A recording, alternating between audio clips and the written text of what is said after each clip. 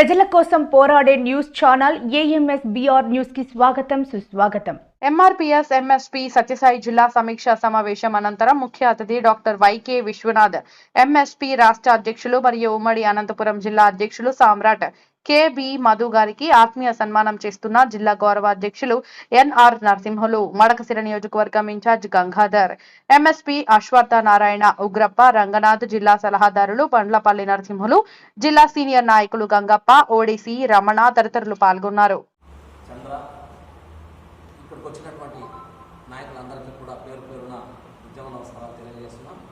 మిత్రులారా, వాస్తవంగా మనకు అన్న సర్కులర్ ప్రకారంగా మనకు 25వ తేదీనే ఈ సమావేశం పెట్టుకోవాలి.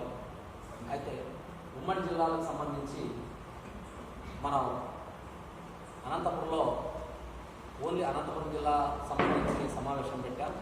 మరి ఇక్కడ సత్యసాయి జిల్లాకు సంబంధించి మరుసటి రోజు పెట్టుకుందాం అనుకుంటే వీలు కాలేక మరి ఈ రోజు పెట్టుకోవడం జరిగింది.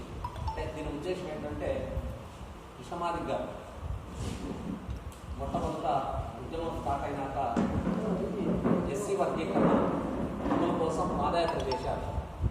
పాదయాత్ర చేసిన తర్వాత అప్పుడున్నటువంటి టీడీపీ ప్రభుత్వం మనకు ఆర్డినెన్స్ జారీ చేసింది. 68, 69 అనేటువంటి జీవోల ప్రకారంగా ఆర్డినెన్స్ జారీ చేసింది. ఆర్డినెన్స్ జారీ చేసినటువంటి సందర్భంలో మనకు అందరికీ కూడా మన జాతి బిడ్డలకు మరి ఎంతో కొంత ఉపయోగం జరిగిందనేటువంటిది నగ్న సత్యం.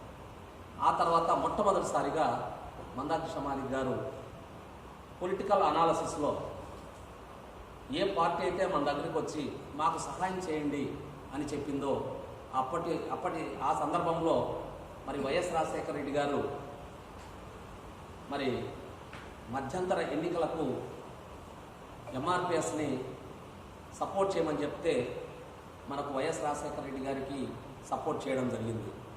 ఆ తర్వాత కృష్ణమాదిక్ గారు 99లో ఉమ్మడి ఎలక్షన్లలో